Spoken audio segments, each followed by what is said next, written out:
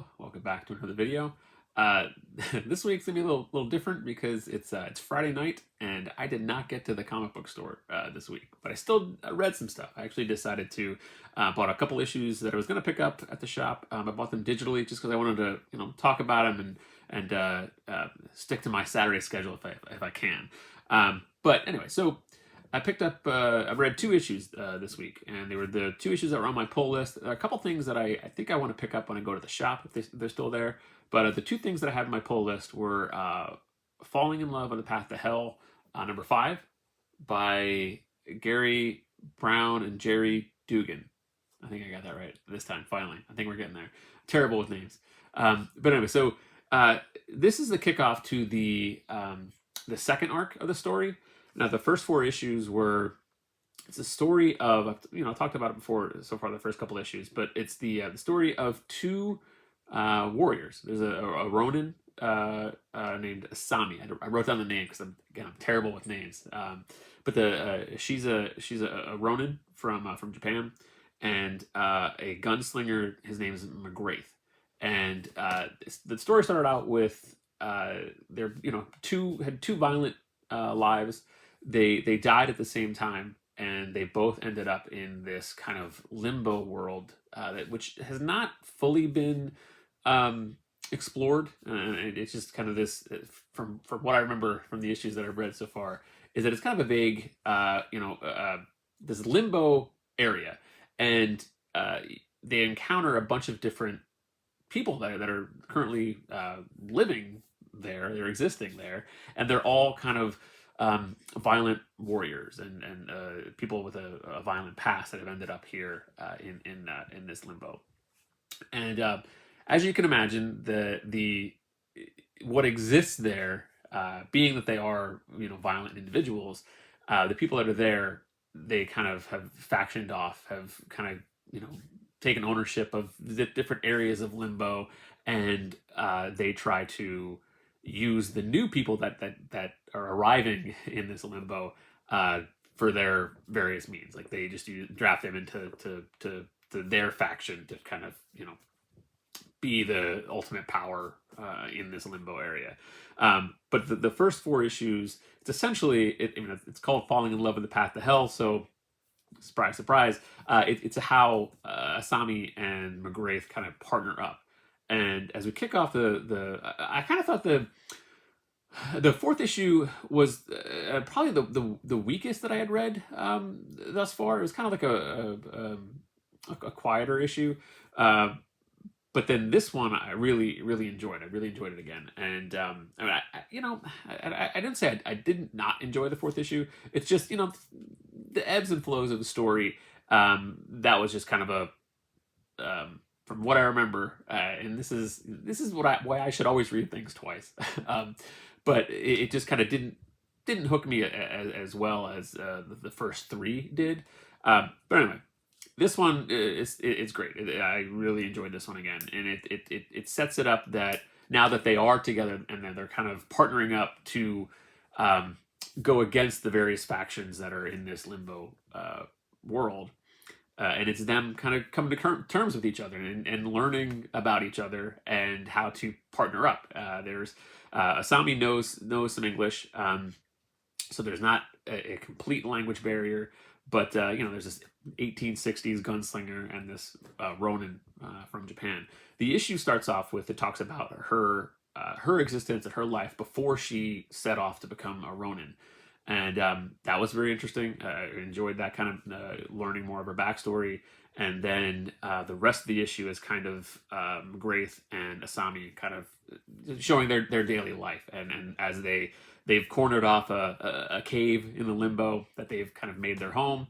And they're setting up their defenses and just kind of settling into their world or their life, their new life there. And then they also are trying to get answers as to what the heck is going on or what they're supposed to be doing there. So trying to learn more about the limbo world. So I love this series so far. It's been really interesting.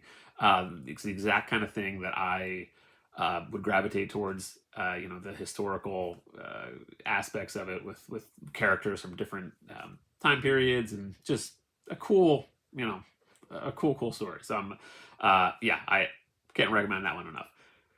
Now, the second issue that I picked up this week was Destro issue 5. I had two issue 5s this week. Falling in Love with Path of Hell to 5, and then Destro number 5.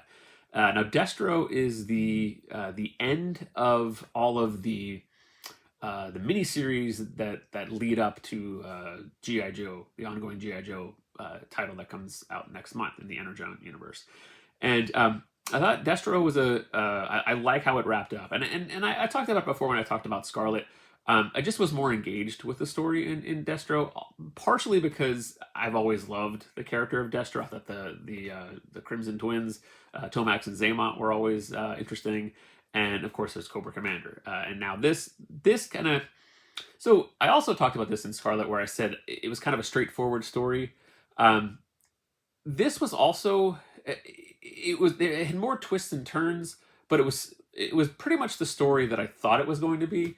But that's okay. I think the journey to get there made it worth it. I think it was more rewarding of a journey than the Scarlet miniseries, and I think Scarlet would be a good one to read, in a trade, like the 1 through 5, and I think that would be just a better read, because it's just this mission, she goes on it, and then yeah. But Destro was kind of fun to I enjoyed it month to month to try to figure out and guess like who was aligned with who and what.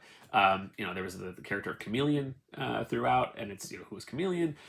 So that had been revealed in the previous issue, and this one was all about essentially how to get to what we know was going to be in GI Joe issue 1 of Cobra Commander, forming Cobra, and then having both the twins and Destro kind of on board with the Cobra mission.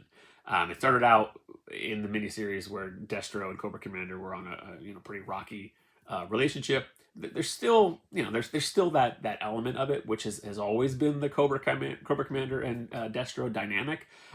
That's not going away, which I love, because that's Destro's essentially he's like, I like Cobra Commander be in charge, but he's plotting to try to overtake that at some point in time. So I love that ongoing dynamic. So, but yeah, so it kind of got to that point. It got to the point where it's okay. Well, like a shaky alliance, but they're all kind of on the same page now to try to say, hey, look, there's something going on in this world we don't know. Talking about like the Transformers and the existence of Energon, and where's this coming from, and it's basically saying like, hey, look, if we want to be any part of the future of power on this world, we need to band together and fight against the bigger threat.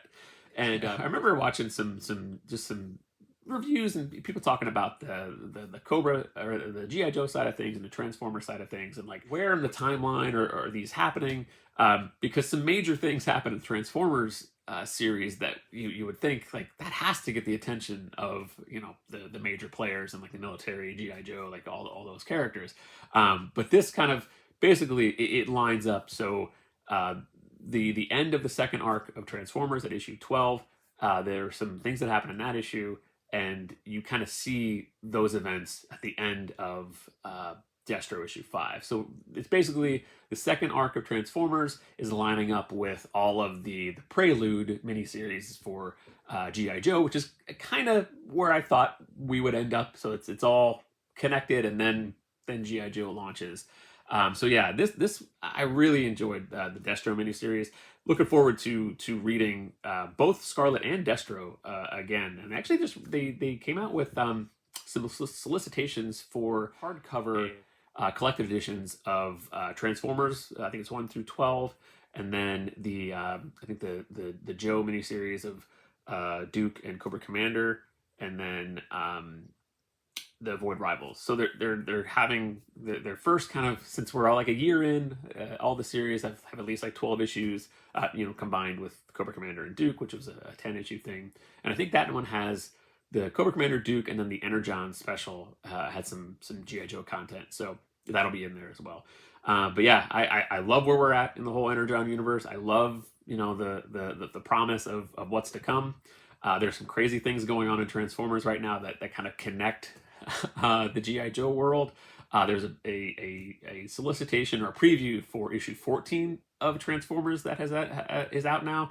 I won't spoil anything here, but if you're interested in seeing some of the craziness to come, that is a wild cover reveal from Jorge Corona, and the preview pages from Jason Howard are crazy. But it's going to be good comic book fun, so I'm definitely looking forward to it. I couldn't be more jazzed with GI Joe coming out next month. So again, I've talked about it. I talk about it a lot in like the art I buy, in the comics I'm reading. But the Energon universe is so much fun. So anyway, that's what I picked up this week. I did want to. The one thing I do want to get when I go to the store, I'll probably just catch it next new release or next comic book day. But the Chris Samnee, Mark Waid, Batman Robin book, that looks really good. I actually think it might be on the DC Universe app, so I might just check it out there. So anyway, thank you very much for watching this one, and I will see you soon.